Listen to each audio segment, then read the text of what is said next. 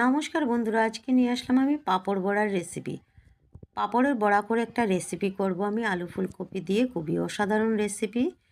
আর পাঁপড় বড়ার রেসিপি করার জন্য আমি এইখানে কড়াইতে গরম তেলে দিলাম 5 ফোড়ন, শুকনো লঙ্কা, তেজপাতা, হিং দিয়ে বয়েল করা আলু ফুলকপি দিয়ে দিলাম।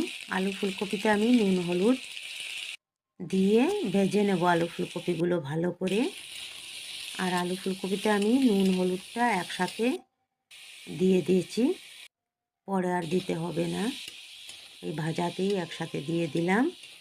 দিয়ে আলু ফুলকপিগুলো খুব ভালো করে ভেজে নিলাম। তারপর দিলাম জিরার গুঁড়ো, সামান্য লঙ্কার গুঁড়ো, আদা কাঁচা লঙ্কার পেস্ট, আর দেবো সামান্য চিনি, দিয়ে ভালো করে কষিয়ে নেব। সামান্য গরম জল দেব যাতে মশলাগুলো সবজির ভিতরে খুব ভালো করে মিশে যায়, সেজন্য সামান্য গরম জল দিলাম। দিয়ে এখন ভালো করে নাড়িয়ে চাড়িয়ে কষিয়ে নিলাম। এখন দেব আমি এটাতে গরম জল। ভালো করে কষানো হয়ে গিয়েছে, গরম জলটা দিয়ে নাড়িয়ে এখন ফুটতে বসিয়ে দেব। এদিকে এটা ফুটতে ফুটতে রেডি করব আমি পাঁপড় বড়া।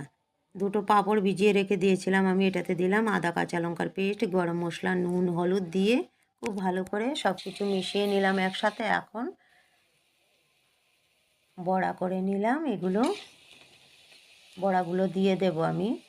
খুব ভালো করে এগুলো ফুটে নাই, তারপরও দিয়ে দিলাম, কেননা এই পাঁপড়ের বড়াগুলো ফুটতে বয়েল হতে একটু সময় লাগে, সেজন্য আগে আগে দিয়ে দিলাম। ডালের বড়া যেভাবে চট করে গলে যায় জুলে দিতেই, এটা একটু সময় লাগে পাঁপড়ের বড়াগুলো দিয়ে ফুটিয়ে নিলাম। তারপর গরম মশলা দিয়ে দিলাম। রেসিপিটা হয়ে গিয়েছে।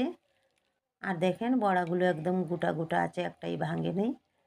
খুবই সুন্দর হয়েছে রেসিপিটা, খেতে একদম অসাধারণ লেগেছে খেতে। আর আপনাদের কেমন লাগলো রেসিপিটা বলবেন। বাই।